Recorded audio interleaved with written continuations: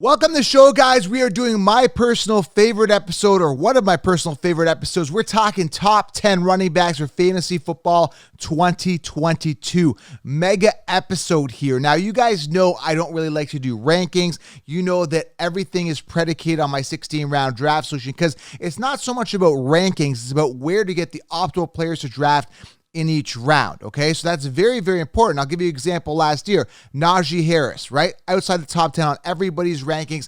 I had him in the top 10, right? And I was drafting him in the first round, end of first round. And earlier in the year, second round, maybe even third round, he was falling because everyone was sleeping on him. So it's not so much about rankings, but it's about where to draft the optimal players. But in this episode, I'm going to be doing a list of 10. It's non-consensus. So I'm going to be leaving out a lot of your consensus sheep analysts running backs off this list. So again, this is non-consensus top 10. It's more practical thinking, more outside the box thinking, and more accurate thinking when it comes to rankings if I got to do them for you. I want to lay these running backs out for you and all the rankings, so I got to lay them out in a particular way.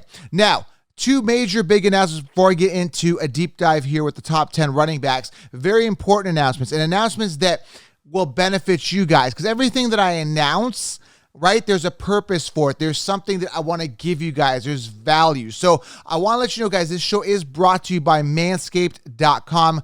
Head on over there, guys. Now, in my hand, I've got their amazing deodorant. What I like about their deodorant and their products, and particularly their deodorant here, it's aluminum-free, it's paraben-free, it's dye-free, cruelty-free. They've got some amazing products, including this deodorant. Head on over. Also get the Lawnmower 4.0. That's how I stay trimmed.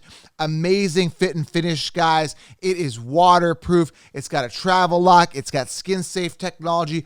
Absolutely amazing is their trimmer. You guys got to get it. And again, some other amazing products. And you can save 20%, guys, using promo code SHOWERLINE20. In my hand, I've got the shears here, which have got pluckers, clippers, nose hair trimmers here, nose hair clippers, cologne. Guys, go treat yourself to their site and you get a discount. I'm telling you guys, 20% off anything at checkout. Use promo code SHOWERLINE20.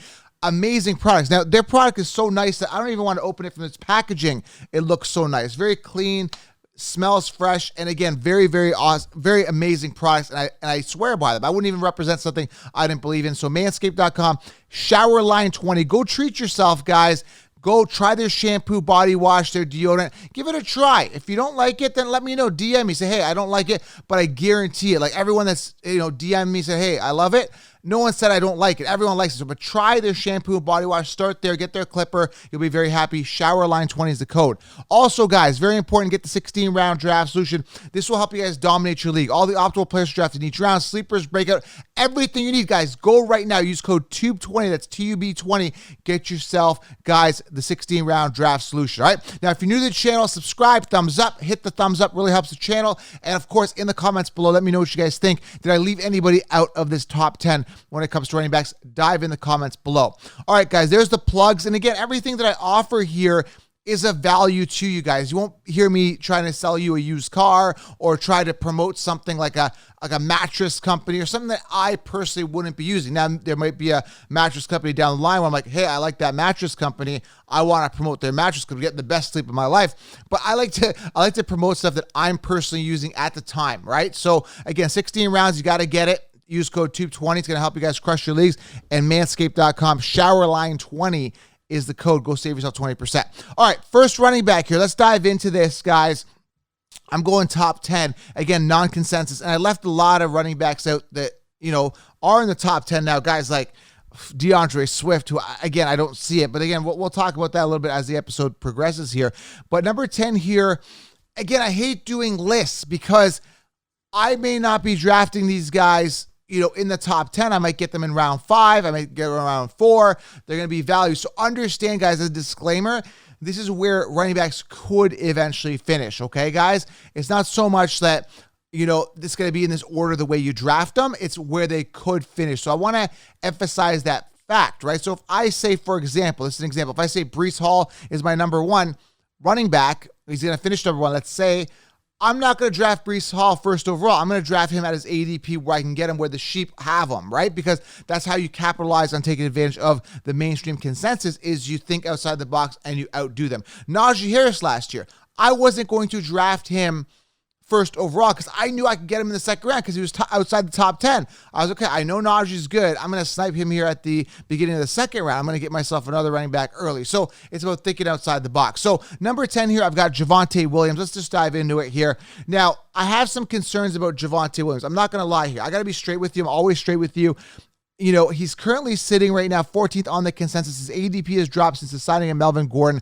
But I'm going to go with Javonte Williams, potentially finishing in the top 10, predicated on the fact that he gets more volume. Now, last year, he finished 17th amongst running backs, 203 attempts, 903 yards, 4 touchdowns.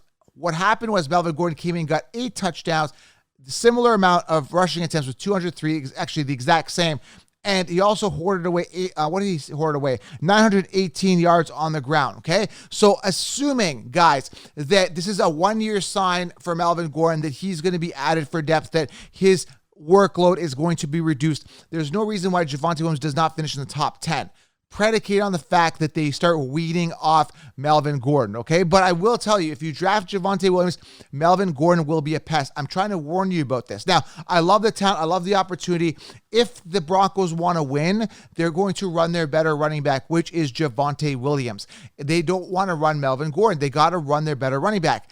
Same type of scenario happened, guys, with the Indianapolis Colts. What ended up happening was Marlon Mack was a pest. They finally realized that Jonathan Taylor is amazing. They started running him, and sure enough, they are contenders now because they're running their best running back. That's what the Broncos got to realize, and that's what's going to happen. And if that happens, Javonte easily finishes in the top 10. So again, I'm skating to where the puck is going to be, right? Like, I anticipate it, right? Not to where this puck currently is. I anticipate where it's going, and, you know, Javonte could finish top 10 potentially, right? I think the talent is there, the youth is there, the opportunity is there. He runs hard, great work ethic, great mentality, love him. But Melvin Gordon will not go away without a fight, and that's the annoying thing. But as of right now, July rankings, I've got Javonte Williams at number 10, all right, guys? Coming at number 9, this is outside, thinking here. I want to explain my reasoning here. The guy got number 9 here is Breece Hall. We're saying, Joe, why do you have Breece Hall ranked again ahead of Dalvin Cook? Why do you have Breece Hall ranked ahead of DeAndre Swift? Why do you have Breece Hall ranked ahead of Aaron Jones? Now, again, this is where I get a lot of like, well, why are you doing this? I don't care what the consensus thinks. I don't care the way that the consensus have stuff ranked. I do not care, okay? It's very simple. I will not be drafting Dalvin Cook, period. Zilch, nada. No, he's going to miss games. He's going to miss a window of games. He always misses a window of games. Typically, it happens around championship time when I need him the most, which I haven't drafted him where the consensus needed him the most. But Dalvin Cook is always going to miss time. Don't like him, okay? Leonard Fournette could finish here in the top 10. Again, spreads the ball around. Brady does. You know, the offense, I think, will be really good. I personally don't like Uncle Lenny this year. He could be solid, but I'm personally not drafting him. He's in the top 10. I'm fading him. So I've got Breece Hall ahead of him. Aaron Jones, right?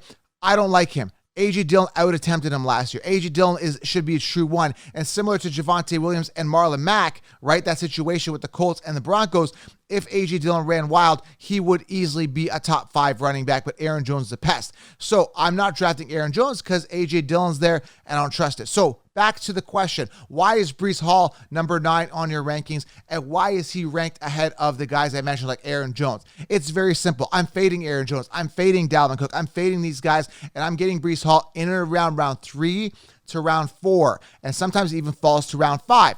Why? Why do I like him? Guys, it's very, very simple. The talent is there. The early draft capital, the Jets moved up to draft Breece Hall, right? The talent, arguably the best running back out of this draft class, right? I know he's on the Jets, but the Jets aren't a make or break year. Wilson needs to perform. Zach Wilson has to perform. They finally got receivers on that offense. They improved their O-line a little bit.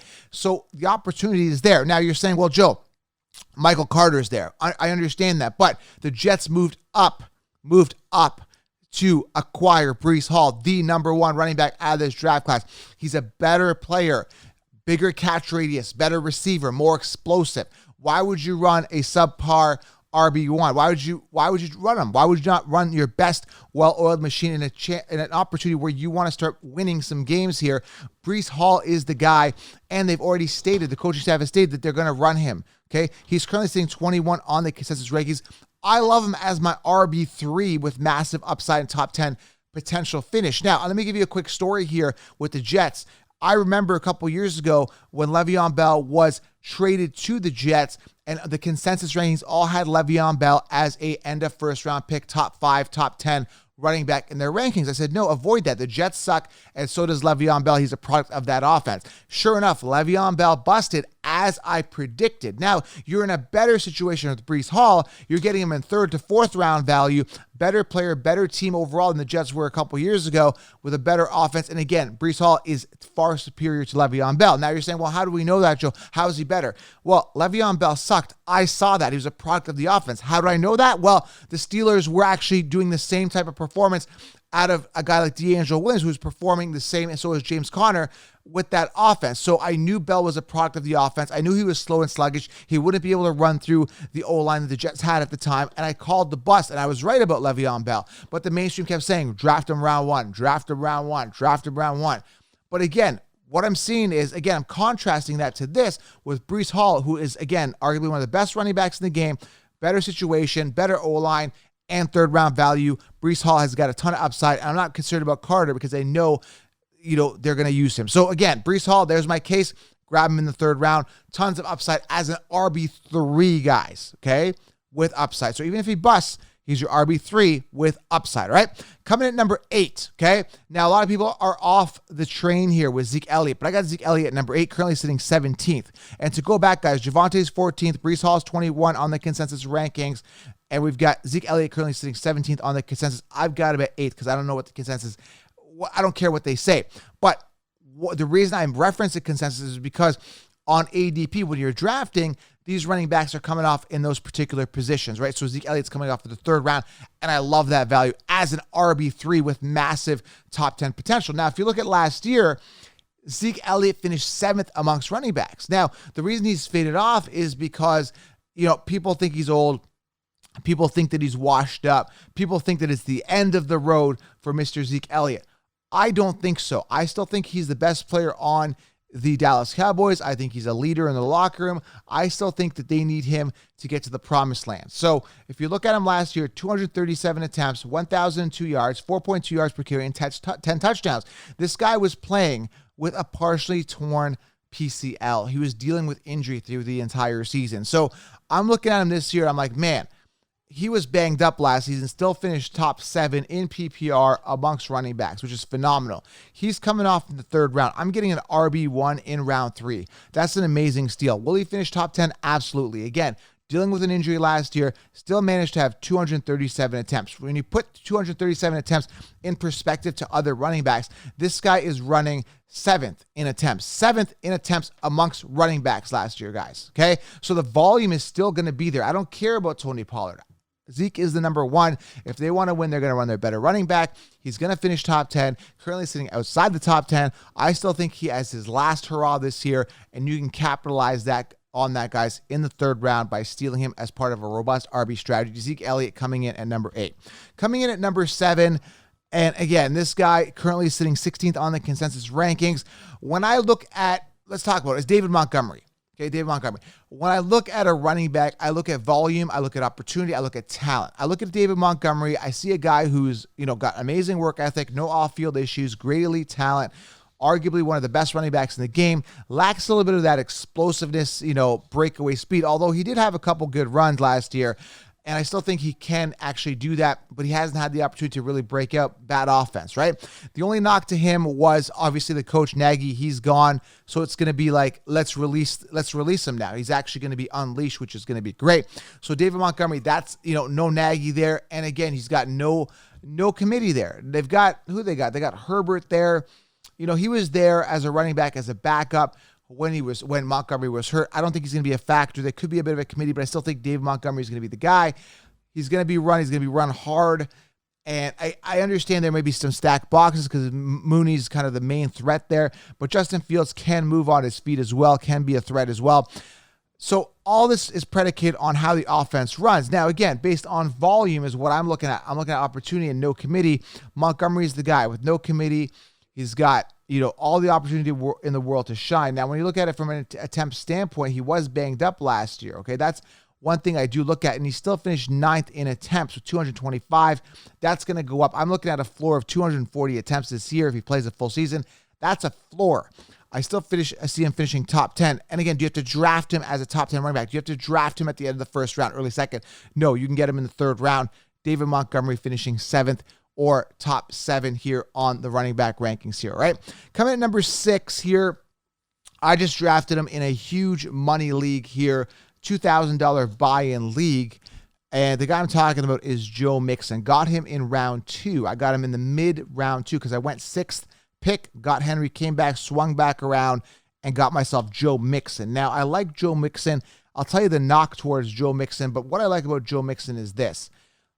Offense. Amazing offense. The only concern is that there may be a Super Bowl hangover with the Bengals. My only concern is that. And when I look at Joe Mixon statistically over the past couple years, particularly since his rookie year in 2017, 2021 was his pinnacle year. So I ask myself a couple questions. Was this his pinnacle year? Is it downhill from here, or has he finally hit his stride of this offense and he's got, 1 or 2 or 3 more good years ahead of him? Or was this it? Because the guy is not young. He still is kind of young. He's 25, right? But he's going into his 6th season. For running back years, not totally young. So, I've got him again ranked here number 6. Is he going to thrive this year in that offense? Is my only question. But the reason I got him 6 is talent is there, opportunity is there. There's no committee there. He's a full true workhorse running back. They've got amazing receivers in Chase and Higgins that could distract the defenses, less stacked boxes, potent offense. Opportunity is there. Volume is there. 292 attempts last year. Now, even if we downgraded that, you're going to get around 250 attempts. So everything is there to point to Joe Mixon being a top 5 running back. Barring any type of injury, he should fall there. Again, injury has been there in the past with Mixon a little bit, but I still think he could finish in the top, and I like him. All right, guys? Coming at number 5 here, I have my question marks here. The guy I'm talking about is Christian McCaffrey. Let's talk about McCaffrey here. I personally don't trust him. I'm going to be fading him, but I couldn't take him out of my top 10 list simply because of the volume, opportunity, talent, and youth, right? Still a young guy, still very strong. Now, I was going to fade him completely, and I'm going to fade him completely, actually, because I still think he's too expensive. He's sitting number 2 on the consensus rankings. I'm personally going to fade him, but now I'm a little more excited about him with the acquisition of Baker Mayfield on the Carolina Panthers. They did get a little bit of a boost at quarterback. I'm not a Mayfield fan, but it definitely does give that offense a boost because, again, we've seen some success with running backs playing with Baker Mayfield. So Christian McCaffrey definitely benefits from the acquisition of Baker Mayfield. So does that entire offense. People were asking me about that. So DJ Moore, Robbie Anderson, who was contemplating retirement, definitely gets an upgrade here at quarterback. So I think that entire offense gets a bit of an upgrade and a bit of a boost if Baker Mayfield gets that nod and gets that start. When we're looking at Christian McCaffrey, again, very expensive, coming off as a top 3, top 4 pick in fantasy. A guy who's played 10 games in the past 2 seasons, had lingering injuries, soft tissue injuries that where nobody touches him and he gets hurt, misses the entire season, spends most of his time in the tent. I personally don't trust him. And again, we'll get to the other pick. We're like, how do you trust the other guy, which we'll get to in a second. Well, I'll explain that. And I'm talking Saquon Barkley. But when we're talking Christian McCaffrey, I personally don't trust him. His ADP is too high. Hasn't done anything. Entirely new offense from when he was thriving with Cam Newton, whoever the quarterback was back then. Hasn't had a really good season since 2019. Again, I'm fading Christian McCaffrey. Again, it's up to you if you want to spend that early draft capital on him. If you do, make sure you guys go robust RB and get that, David Montgomery, Zeke Elliott, Breece Hall in round 3 at least if you're going wide receiver 2 after Christian McCaffrey round 1. All right, guys? I'm personally fading him. Way too expensive this year. Again, 10 games the past 2 seasons. It's a no for me. An entirely new offense for Christian McCaffrey. How will he thrive? I'm not willing to pay a second-round pick to find out, although I definitely do see the ceiling. All right, coming at number 4 here, Saquon Barkley. Now, again, you're saying he's number 4, Joe. That's where I think he could finish. Am I drafting him as a top 4 pick? Absolutely not. I'm getting him in the second round. I will note something here. I am watching the consensus rankings. Saquon Barkley was sitting around 16th, 17th about a month or 2 ago. He has climbed up to top 12 amongst running backs here. I've got him at number 4. I'll tell you why I like Saquon Barkley, and I'll tell you where to grab him.